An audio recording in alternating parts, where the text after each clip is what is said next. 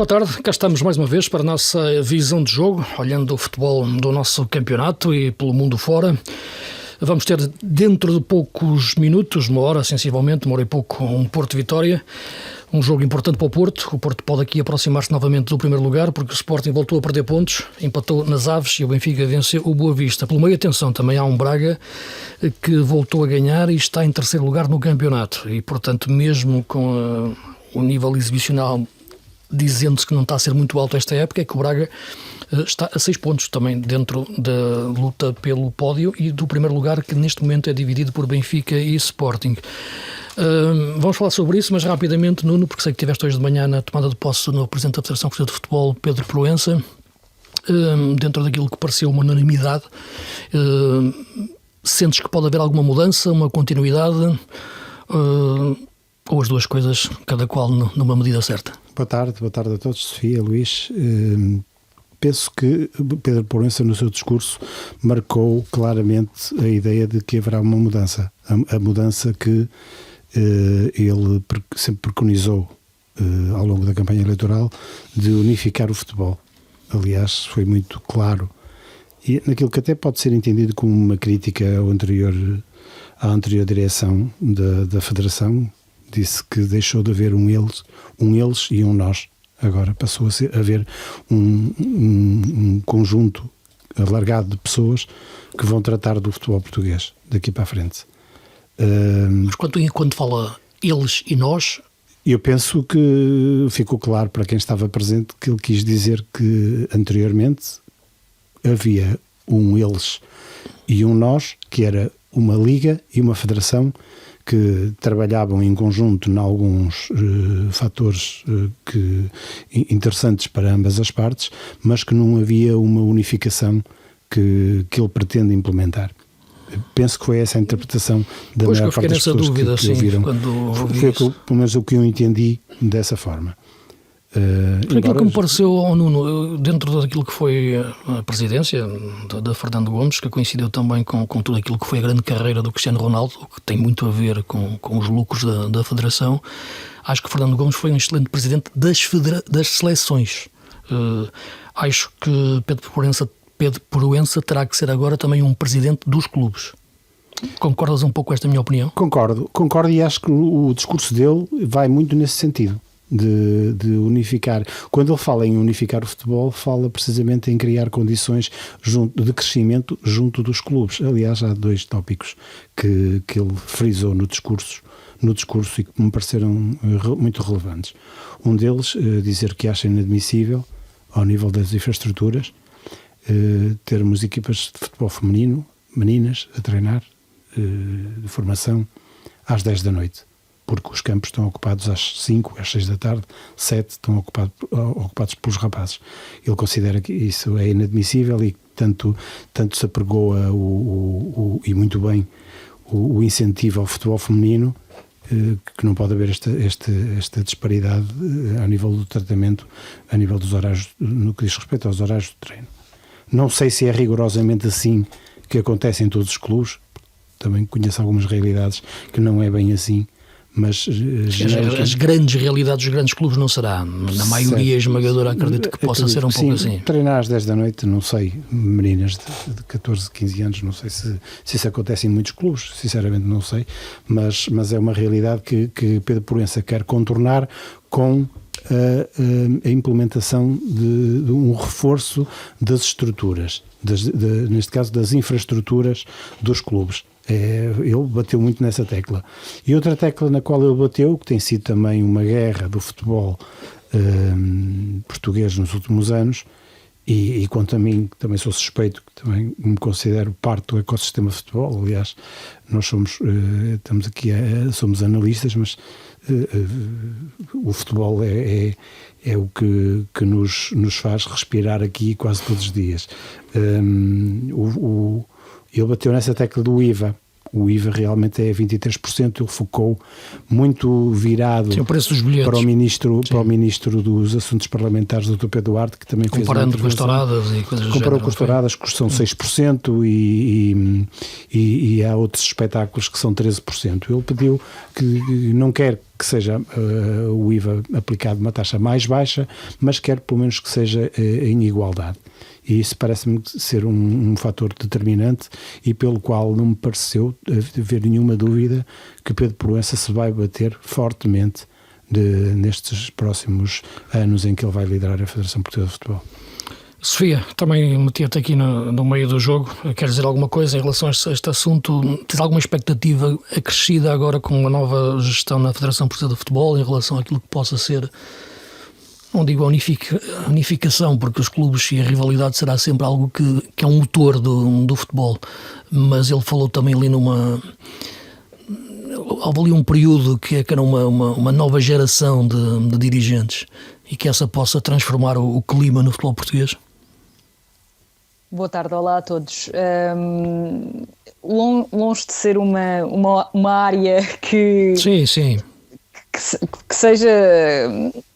Não que domine, porque parece que estou a dizer que domino o futebol e não domino, portanto não domino nenhuma nem outra, mas uma pelo menos dá-me mais prazer comentar do que outra e por isso também estou mais por dentro do que outra, mas sinceramente não deixa de ser irónico que tudo isto aconteça numa altura em que os três grandes estão às turras, não é? Pelo menos em termos institucionais, porque a verdade é que na realidade estavam bem divertidos, sobretudo Rui Costa e Frederico Varandas, um com o outro durante esta cerimónia de apresentação de Pedro Proença. Portanto, acho que essa imagem e tendo em conta o enquadramento, ou seja, aquela imagem naquele contexto, irónico, acaba por... Exatamente, acho que define muito bem o futebol português e não tenho assim mais nada a acrescentar. Sim, não dizendo, já dizes muito em relação àquilo que pode ser um estado de alma, não é? Pareceu-me ter sido circunstancial esse momento, apanhado pelas câmaras, e porque duas cadeiras ao lado, não era na cadeira ao lado, era duas cadeiras ao lado, depois do muro de Berlim, chamado António Salvador, estava André Vilas-Boas. Mas só isso diz tudo. Ter que estar o Presidente do Braga no meio para evitar, não digo para evitar nada, não é? Para evitar só uma foto. Claro. Mas aí está, é onde estamos e, portanto, esqueçam. No meu ponto de vista, com uma nova geração muda alguma coisa. Vamos ter mais do mesmo, mas com caras diferentes. Portanto, será assim e acho que espero não ter razão. Falando de futebol, que é aquilo que nos apaixona, o Sporting empata ontem na Vila das Aves. Temos muito aqui falado do padrão de comportamento do Sporting nas segundas partes, que baixa linhas. Rui Borges antes disso, viu sobretudo questões de arbitragem umas atrás das outras. Não acho que seja objeto de grande análise da nossa parte irmos por aí, porque sinceramente, eu estava a comentar o jogo em direto e todos nós ficámos... E bem, Luís. Muito obrigado pela parte que me toca, mas ficamos todos surpreendidos, dizia, quando aquela imagem aparece de uma torre de iluminação, porque sempre que vou fazer jogos tenho sempre o cuidado de chegar cedo, de estar sempre no carro de exteriores, a ver quais são as câmaras que temos e muitas vezes falar com os realizadores exatamente e pedir as imagens, e de repente aparece uma imagem que não sabia de onde é que vinha, não é? Porque até o drone que é utilizado não pode estar no ar durante o jogo, não é? Vinha de uma câmara que estava num poste de iluminação. Há outros campos que têm essas câmaras. Pelo menos mais dois há. Na segunda liga existem, sim, na Fiel e Oliveirense. Na primeira liga que eu tenho conhecimento, não. Também não. Só se tiveres alguma coisa que não seja verdade, espero que seja corrigido naturalmente pelos clubes onde elas existem. Se elas são montadas é que os clubes sabem. E a Liga também saberá, também, porque faz as vistorias, e o Conselho de Arbitragem aqui está lá. Sim, e já comentei dezenas e dezenas e dezenas de jogos ao longo dos anos, e há campos de facto onde é necessário essas câmaras. Atenção, nada contra a existência de uma câmara que possa elucidar em relação a determinados lances que não é possível instalar em determinados campos, nomeadamente em Famalicão ou Moreira, que também são campos difíceis para analisar os foras de jogo, mas lá parece-me que não existe. Independentemente disso, falando do jogo, e toquei nesse aspecto porque o Rui Borges tocou muito na questão da arbitragem, mas acho que viu melhor o jogo o Gonçalo Inácio na flash interview, que referiu logo no baixar de linhas do Sporting, e a segunda parte percebeu-se. É verdade que o Aves não estava a criar muito, mas bastava andar lá em cima do meio campo do Sporting para de repente aparecer um lance e reabrir completamente o jogo. E o lance apareceu. Uma irresponsabilidade de Diomande, é verdade, mas podia ter sido outra coisa. E a partir daí abriu-se o jogo e o Aves chega ao empate, e eu diria que chega bem ao empate, em cima daquilo que foi um recuo do Sporting, que tornou-se num padrão de comportamento que eu diria que é inexplicável e que torna quase como um objeto misterioso o que é que será o balneário do Sporting ao intervalo em relação à questão do que o treinador dirá aos jogadores para eles terem aquele comportamento na segunda parte. Sim, acho que relativamente às queixas da arbitragem, o Tribunal do Jogo, que é composto, como sabem, por 3 antigos árbitros muito experientes, a única unanimidade que tem é que Diomande devia ter visto o cartão vermelho direto. Por isso, nesse caso, não teria Rui Borges razões de queixa para dar arbitragem. Eu acho que Rui Borges tem razões de queixa. Por acaso ali pareceu-me que seria amarelo, mas pronto, mas ok. Pois, mas é um lance discutível. Eu normalmente não fiz um curso de meia dúzia de horas de arbitragem, não é? Sim, mas não é por aí. Mas vamos falar daquilo que nós reconhecem, é aquele recuo do Sporting. Sim, o recuo do Sporting é inexplicável e convidou, entre aspas, o Aves a crescer, e o Aves fez bem as substituições, também não tirou nenhum coelho da cartola, mas limitou-se um bocadinho a aproveitar essas fragilidades que o Sporting foi apresentando, fruto desse recuo. E falaste bem que tem sido um padrão de comportamento do Sporting, mas eu diria mais, tem sido um padrão de comportamento do Rui Borges. Sim, do Sporting de Rui Borges, sim. E do Sporting do Rui Borges e do Rui Borges no Vitória de Guimarães. Porque já houve, se não me engano, este terá sido o 7º jogo, esta época, em que Rui Borges está em vantagem, as equipas de Rui Borges estão em vantagem e perdem a vantagem. Mas não é só perder a vantagem, isso pode acontecer por variedíssimas razões. Claro. Singindo-me à questão do Sporting, mas em alguns acontece casos, todas pela mesma razão. Acontece sempre. Independentemente dos episódios do jogo, têm sempre episódios. Claro, isso, mas deixam de ser situações episódicas e passam a ser situações recorrentes. Começa a haver um padrão, e acho que isto, no mínimo, não pode ser explicado por lesões, claro que as há. E é aceitável que o número elevado de lesões e os jogadores que estão fora prejudicam a qualidade de jogo do Sporting. Mas penso que o Sporting faz este recuo, que com certeza não é por intenção única, exclusiva dos jogadores, é por instruções do seu treinador e em bom português põe-se a jeito. O Sporting põe-se a jeito, como se pôs ontem, e o Aves limitou-se a aproveitar com todo o mérito, porque acreditou sempre. Primeiro aparece aquele golo fruto desse erro de Zé Luís, e depois há o golo no último minuto, ou perto do fim. Já no sim, porque do Gustavo, que pega muito bem a bola. Pega muito bem da bola. É um belíssimo jogador também. E acho que o Rui se deu mal batido no lance.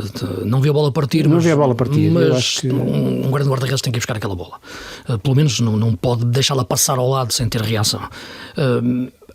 Eu estava a comentar o jogo e estava ali também no enfiamento do banco do Sporting, e de repente, quando vejo aquele comportamento na segunda parte, estava à espera de uma reação do treinador do Sporting, aquela manifestação, mesmo que os jogadores às vezes não ouçam muito, que os treinadores esbracejem e gritem junto à linha lateral, há sempre um sinal, quando eles olham e percebem que automaticamente sobem, e há logo uma atitude diferente, uma agressividade diferente, uma subida do bloco, e a verdade é que durante aquele período não reparei por parte do treinador do Sporting esse lado de inconformismo com o que a equipa estava a acontecer. Acho que havia ali uma tentativa de gerir o jogo da forma como estava, e que dificilmente o Aves iria criar oportunidades, e que o Sporting, numa profundidade, num lance do Iocas ou do Trincão, faria o 3-0. Não o fez e expôs-se.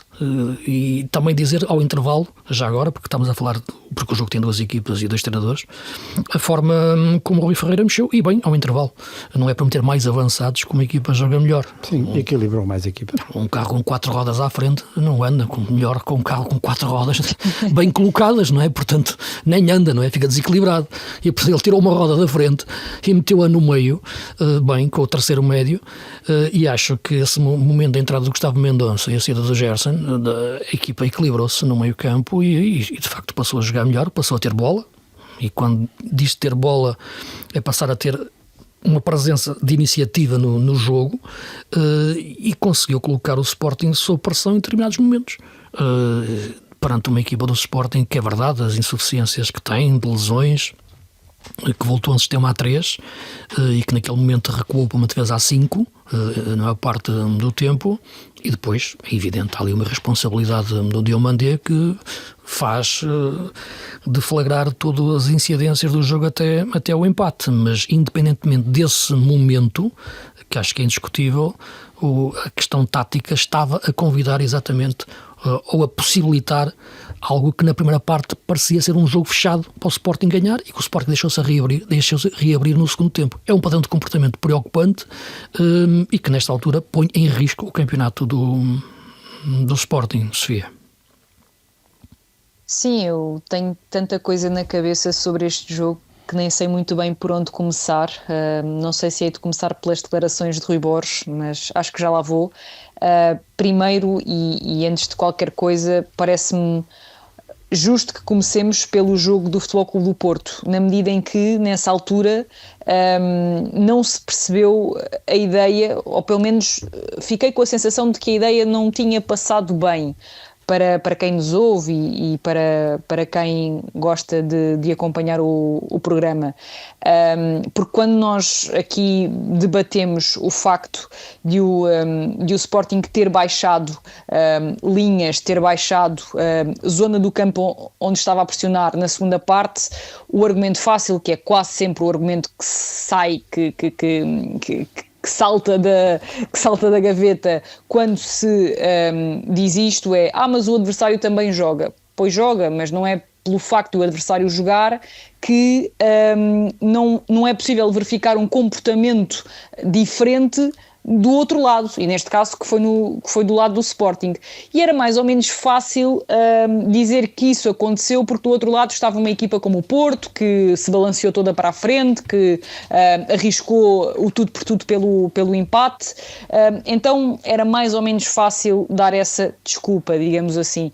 Só que a verdade é que contra o AVS a coisa já não é assim tão fácil de contornar, porque na primeira parte ficou visível que o Sporting conseguiu, mesmo com todas as baixas que a equipa tem, e que são decisivas, na minha opinião, para o rendimento da equipa, mas que mesmo com todas essas baixas, o Sporting conseguiu na primeira parte atropelar o AVS. É que não foi jogar melhor, não foi estar ligeiramente por cima, não foi ter o controle do jogo aqui e ali, não foi atropelar o AVS. O Sporting na primeira parte fez porventura se calhar os melhores 45 minutos da era Rui Borges, arrisco-me a dizer. Portanto, o Sporting como equipa altamente remendada, o Sporting como equipa... Mas ligas isso também à mudança, desculpa Sofia, temos pouco tempo hoje, mudas isso também a forma como o Sporting atropelou o AVS, sim, dominou o jogo completamente, embora o AVS ali nos primeiros minutos tivesse criado ali 2 boas oportunidades. Há mudança de sistema, do sistema tático do Sporting, um regresso às bases dos princípios de jogo da Amorim. Tenho algumas dificuldades em fazer a correlação assim tão simplificada. Acho que o Sporting pressionou muito bem o AVS, roubou a bola muito alto, esteve sempre muito preocupado em incomodar o portador da bola, depois descobriu muito bem as entrelinhas, foi facílimo para o Sporting jogar dentro do bloco do AVS, encontrar o Kenda, encontrar o Trincão, que fez uma primeira parte de altíssimo nível, e colocar, por exemplo, muitas das vezes aquelas permutas em ação, com o Fresneda a vir por dentro, o Trincão a abrir à direita, do outro lado isso também se verificava, ou que Kenda abria à esquerda, o Maxi metia-se por dentro. Os médios nem tiveram particular preponderância na circulação de jogo da equipa, porque com o Inácio e com o Quaresma como centrais exteriores, eles tinham muita missão de serem eles a levar a bola para a frente e a meterem o passe. O Debast de vez em quando também o fazia. Sim. Mas eu acho que este sistema, eu acho que durante o pré-jogo também estava com dúvida, porque dava para fazer uma linha de 4 clássica com estes jogadores, mas eu penso que o Rui Borges consegue aqui, durante aquela primeira parte, driblar um pouco as lesões que tem, que são tantas, praticamente todo o meio campo, com um sistema que permite colmatar essas ausências com uma ocupação de espaços diferente, como este sistema permite nas suas dinâmicas de transição de defesa-ataque e depois da ocupação de espaços no meio campo por parte dos alas de perfil com os médios. Luís, não sei se concordas comigo, mas parece-me que o jogo de ontem foi aquele jogo em que podemos dizer que vivemos o suficiente para assistir a um jogo em que o meio-campo do AVS era mais criativo e mais dotado tecnicamente do que o meio-campo do Sporting com Debast e Mas aí estás a falar das características dos jogadores, não é? Estás a falar do Ramé Grau e do Lucas Piazon. E o Ramé Grau são jogadores que têm uma relação com a bola muito superior à do Debast e à do Alexandre Brito, o que não significou que o Sporting não tivesse sido muito superior na primeira parte. Só para rematar muito rapidamente, sei que temos pouco tempo. Na segunda parte, além da questão do baixar linhas, e nós falámos sobre isso frente ao Futebol Clube do Porto, e por isso é que eu recuei esse jogo do Futebol Clube do Porto para dizer exatamente a mesma coisa. Não foi só a questão de baixar as linhas, Luís. Foi a questão de baixar as linhas e de quando o Sporting recuperava a bola, não a conseguir ter em seu poder. Não foi só a questão de o Sporting baixar no terreno, querer ser uma equipa mais compacta, querer até de forma propositada dar mais iniciativa com bola ao AVS. Não foi só isso, foi o outro momento do jogo. O Sporting não conseguiu dar mais do que 3-4 toques na bola, circular mais do que 3-4 passos, não houve essa intenção. A intenção foi quase sempre e só lançar o Gyökeres na profundidade, ou o próprio Trincão ou o Kenda, que são jogadores que assim se desgastam muito mais. Repara, Sofia, utilizaste aí dois termos que eu acho que são... E acho que é o segundo que queres dizer. O primeiro, não haver essa capacidade, ou não poder, ou o segundo, ou não conseguir, o segundo, não ter essa intenção. Portanto, são duas coisas diferentes, porque é um comportamento intencional ou é um comportamento que reflete a incapacidade da equipa? É evidente que acho que comportamento para mim intencional. Exatamente, até porque na primeira parte a equipa comportou-se de forma completamente diferente. Portanto, a equipa, em vez de fazer uma transição apoiada entre linhas, construindo o jogo e voltando a instalar-se do meio campo do Aves, passou a jogar na profundidade e esticar o jogo na frente. E deixa-me ir mais longe. Isto aconteceu várias vezes com o Rubén Amorim. Eu lembro-me de N jogos que o Sporting fechava com facilidade com o Rubén Amorim e que passava a jogar desta forma. Ou seja, lembro-me de muitos jogos em que o Sporting, com o resultado fechado, com a exibição garantida, baixava um pouco mais as linhas, dava a bola ao adversário e depois matava o jogo em transições. Eu lembro-me disso, mas era uma equipa que quando recuperava a bola, quando a recebia de novo, não estava sistematicamente a esticar o jogo, a parti-lo. Conseguia muitas das vezes também reter a bola mais vezes em seu poder, circular um pouco mais, obrigar o adversário a correr. E o Sporting ontem não fez nada disso, no caso, no domingo. Mas depois porquê essa transformação ao intervalo? Nuno, consegues também ler esse momento?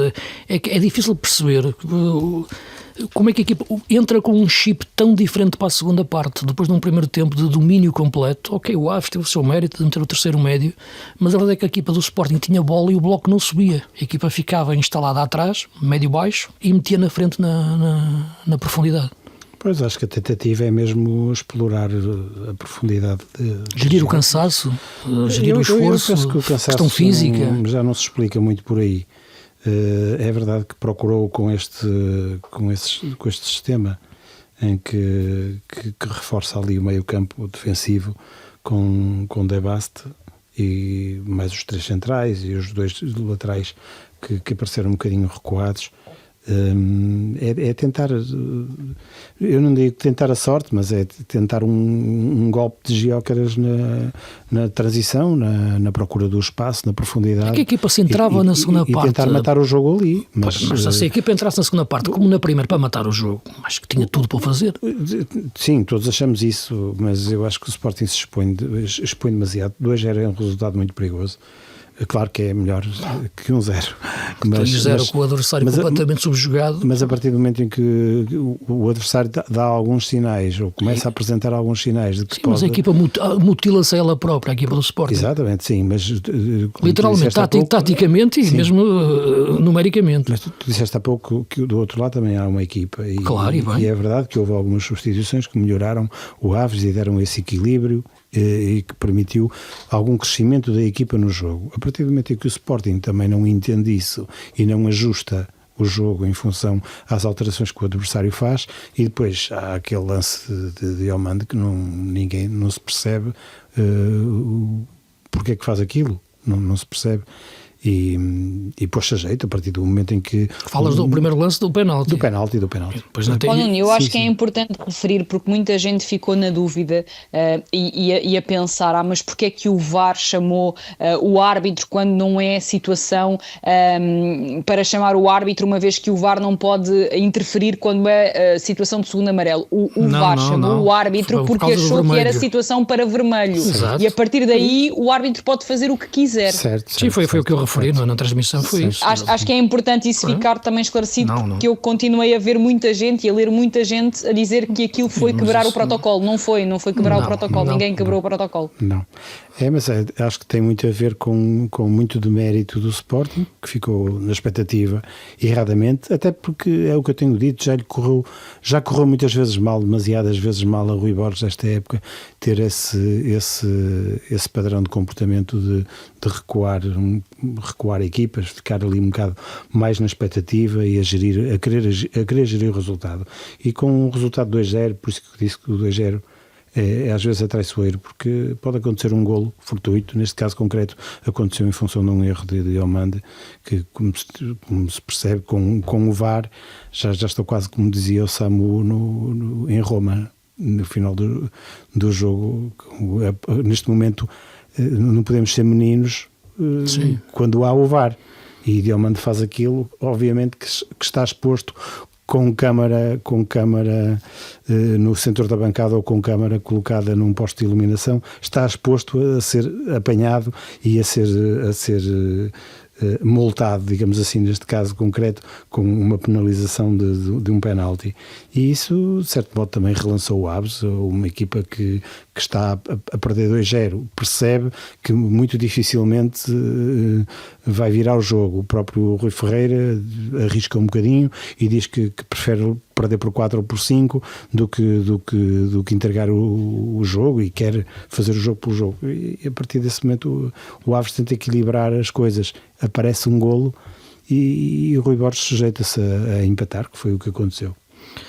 Só que mais um olhar em relação ao Sporting, porque coloca em risco o campeonato, naturalmente, em face daquilo que era uma distância de 6 pontos, agora está com os mesmos pontos do Benfica, e vem atrás o Porto e também o próprio Braga, e há clássicos para jogar até ao final do campeonato, mas as lesões vão continuar no Sporting, e de facto nós a semana passada comentávamos as lesões no Sporting e não imaginávamos que existisse mais uma até ao final da época, que é a do João Simões, e a do Willman também se vai durar mais algum tempo.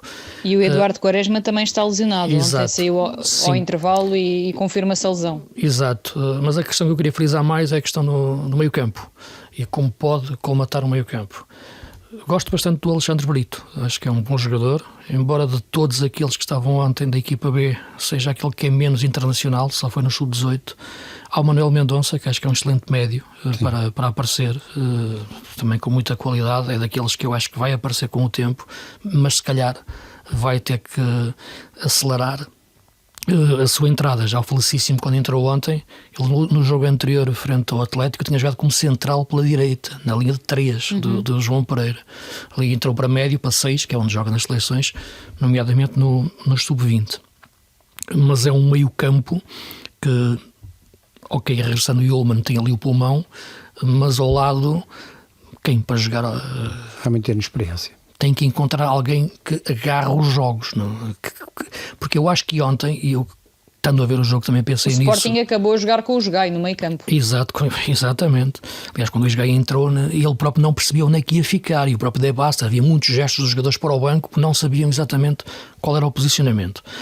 O que talvez tenha levado a pensar, mas ensaiaram isto durante a semana, a possibilidade de poder isto acontecer e quem iria jogar no meio campo, como é que se iria fazer as coisas, é que a tal liderança dentro do jogo. E ontem não gosto de comentar jogos falando de jogadores que não estão ou que não podem jogar, porque isso são jogos virtuais, mas tinha isso na cabeça. Com o Yulman em campo, a equipa iria recuar tanto, não ia ter um grito mais para subir no terreno. A tal liderança que é importante nos jogos.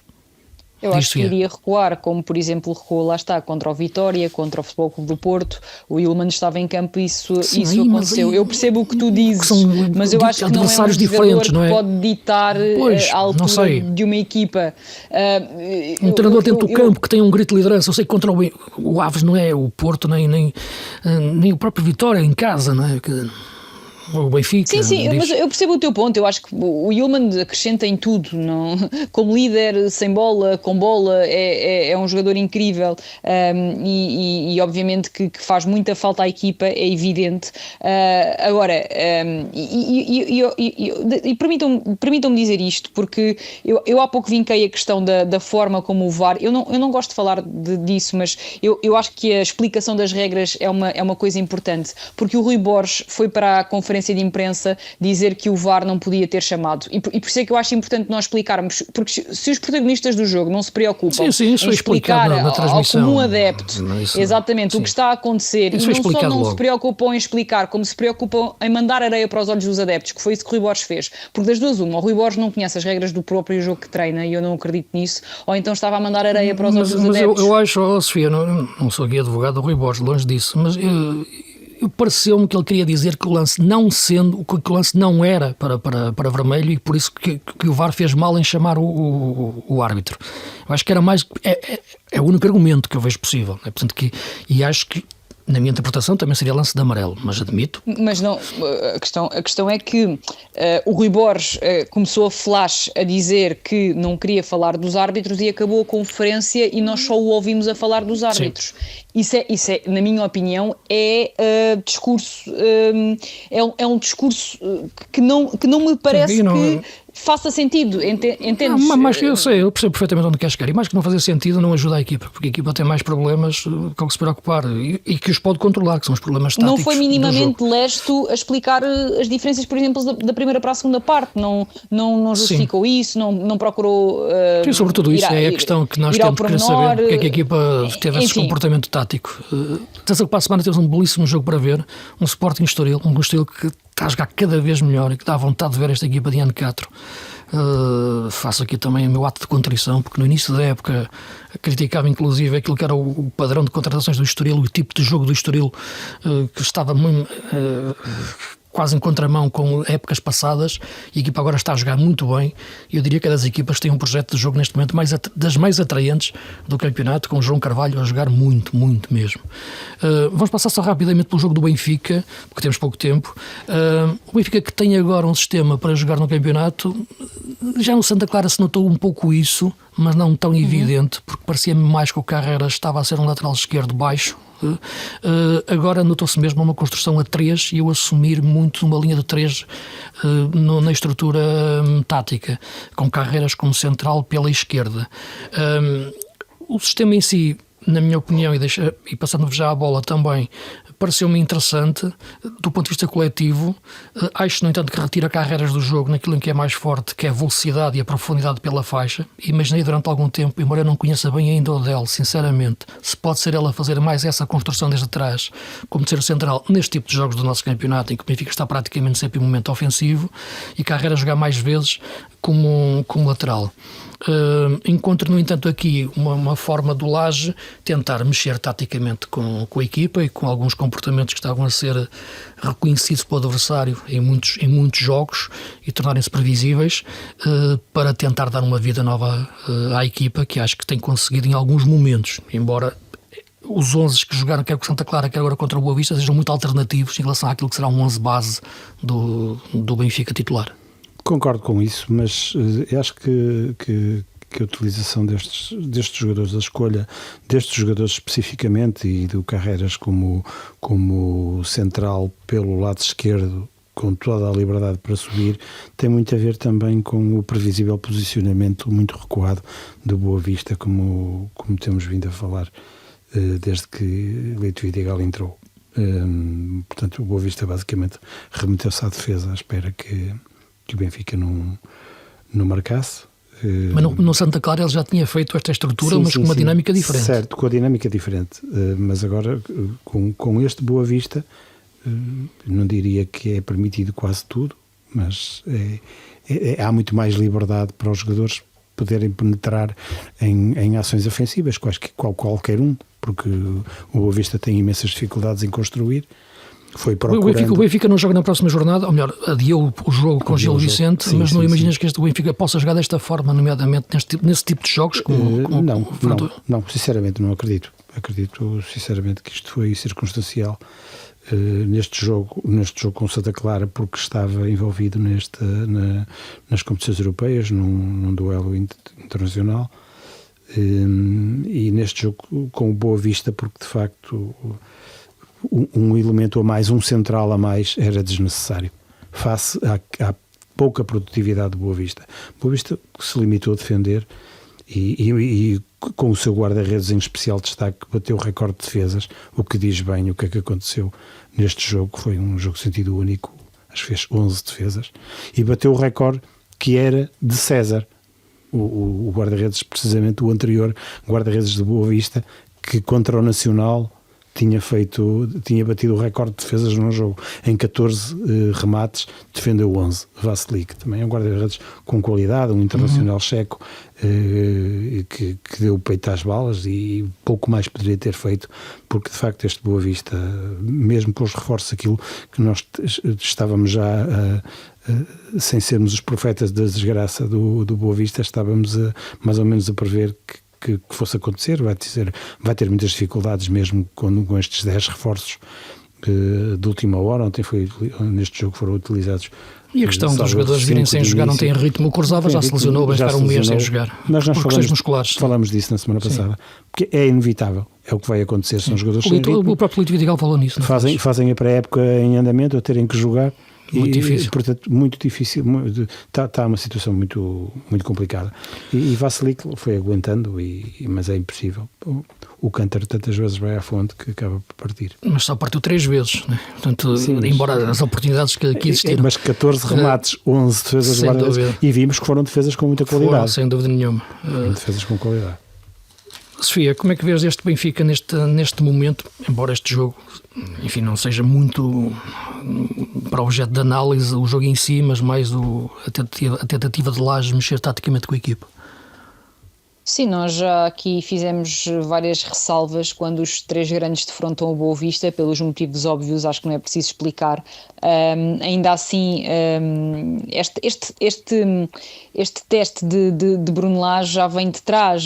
Lembro-me, por exemplo, no jogo contra o Atlético, que ele monta também linha de 3 na construção com Tomás Araújo, Otamendi e Carreras, e foi o Actor Koglu quem fez o corredor esquerdo todo e o Bá quem fez o corredor direito. Portanto, já por várias vezes esta época vimos Bruno Lage a mudar também consoante o adversário, muitas das vezes até para espelhar o adversário, como aconteceu, como dizia o Nuno, frente ao Santa Clara, e contra o Boa Vista foi um bocadinho isso também que sucedeu. Aconteceu, mas tu não achas, Sofia, tu também tens dito isso e tens partilhado dessa opinião, que tira o melhor Carreras do jogo, o Carreras do crescimento ofensivo, o Carreras que estava a crescer com um jogador de faixa, de profundidade, retira um pouco do jogo nesta construção a 3 tão recuada?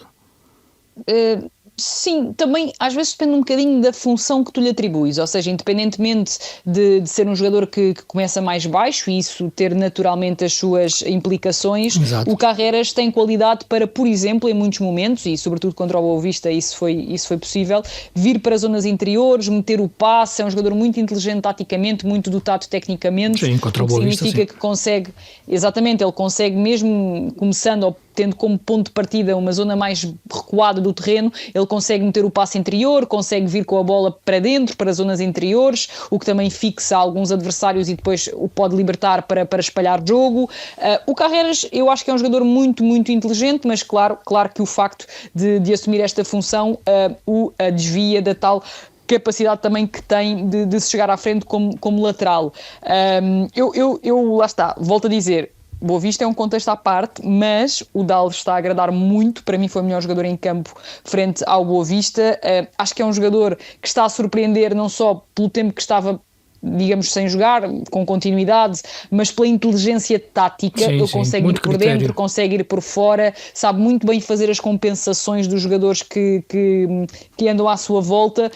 Parece que está entrosado com a equipa há muito tempo no que concerne aos posicionamentos, às permutas que têm de fazer. Ele, Bruma, às vezes Dalvin por dentro, Bruma vai por fora, Bruma abre enfim, acho que ele é muito inteligente nesse aspecto, e vê-se também que tem uma facilidade com a bola nos pés, uma coisa que também chama logo a atenção, não é? A batida na bola do Dal, percebe-se que tem ali uma qualidade técnica logo que agarra a bola cola ali, e eu gosto logo disso num jogador, e acho que foi o grande destaque, além, claro, do que vocês diziam das funções diferentes que o Lage deu aos vários jogadores. De resto, parece-me que o Benfica melhorou a partir do primeiro golo, e o primeiro golo foi aos 28 minutos e decorreu, curiosamente, de um ataque rápido em campo aberto, porque foi uma recuperação de bola em zona adiantada, e a partir daí o Bruma definiu muito bem, e depois foi um controle de princípio ao fim por parte do Benfica. Fala-se muito da excelente exibição do Vaklic, e eu concordo. Acho que foi uma exibição extraordinária, mas também se pede mais a Belotti no momento da finalização, porque algumas finalizações não foram finalizações, como costuma dizer Bruno Lage em relação a Sheldrup, sérias. Acho que Belotti poderia ter sido um bocadinho mais sério nas finalizações, não se pode só bater na cabeça do menino, às vezes também é preciso bater na cabeça dos outros, porque não podemos só ser fortes com os fracos, também temos que ser fortes com os fortes. Acho que Belotti quer fazer as coisas muito depressa. Acho que fruto da experiência que tem, acho que poderia ter muito mais serenidade. Ele quer rematar de qualquer maneira. Acho que tem sido Sim, e algumas das defesas foram boas, mas percebe-se que na finalização poderia ter sido melhor. Sim. Exato. Sim, poderia ter falhado de outra forma em alguns momentos. Poderia ter tirado ao lado. Poderia ter tirado ao lado. Não, sobre Dal, eu acho que sim, Dal é uma excelente notícia para o campeonato e para o Benfica. Ao mesmo tempo joga muito bem. Acho que é a melhor contratação do Benfica esta época. Sim, não sei se mas para já tem agradado. A questão da adaptação é uma questão de inteligência, e de inteligência de jogo, tomar boas opções. E ele toma boas opções, olhando para a sua equipa primeiro, por isso aquela tal combinação com Bruma. Entrosamento e inteligência de jogo. E dá garantias. E já tinha acontecido contra o Mónaco. Sim, exatamente, não é em continuidade. Este miúdo não é o Boa Vista, é contra o Mónaco também. Mas tem dado garantias e tem revelado ser uma mais-valia, e dá outras opções a Bruno Lage, e colocar carreiras nesta posição também tem muito a ver com essa ideia de carreiras conseguir procurar os espaços interiores, o que também faz bem. Faz lembrar aqui há uns anos com o Porto, com o Adriense, que o central da direita era o Bozingua, que procurava precisamente o espaço interior. Sim. E era o grande causador dos desequilíbrios ofensivos do Porto. Por isso, talvez a ideia venha um bocadinho por aí. Sim, embora aí o sistema fosse completamente diferente depois, nas dinâmicas a partir daí. À frente era diferente. Era completamente. Mas um 3-3-4, aquilo depois tinha outras coisas. Até o próprio Quaresma às vezes jogava aberto, era um dos laterais, era o Quaresma. Mas a referência é feliz no que diz respeito à função desse jogador em específico. Sem dúvida nenhuma, é uma excelente influência. Temos que terminar, porque vamos a partir de agora, de repente, para o Dragão. Referia só aqui, se me permites, força. O Braga, que não temos muito tempo para falar. Não temos, mas já o referi que está ali a 6 pontos. Um aspecto que eu tive a ver, nos últimos 21 pontos possíveis, conseguiu 19. Exatamente, apenas empatou o jogo em Guimarães. Portanto, e com isto, de facto, chegou a estar a 12 pontos do Porto e agora está à frente à condição antes do jogo que vamos seguir a partir de agora. Se os grandes se distraem, não sei se não teremos ali o Braga a morder os campeões. Neste momento não tira o Braga também da luta pelo campeonato, de forma alguma. E com 6 jogadores que são muito jovens. Então, não, de forma alguma, o Braga neste momento está na luta pelo campeonato, está a 6 pontos do Benfica e Sporting, e portanto pontualmente tendo ainda que jogar com os 3, exatamente. Aliás, o último jogo do campeonato é um Braga-Benfica, e o Braga-Porto também é daqui a 2 jornadas. Temos de terminar para ir para o Dragão. Estará lá o André Veloso e o João Nuno Coelho para nos trazerem tudo sobre esse Porto Vitória, que também apetece ver, e já sabem, podem nos procurar sempre na vossa plataforma preferida ou nos sites da TSF ou do Jogo. Um grande abraço, o futebol esteja convosco.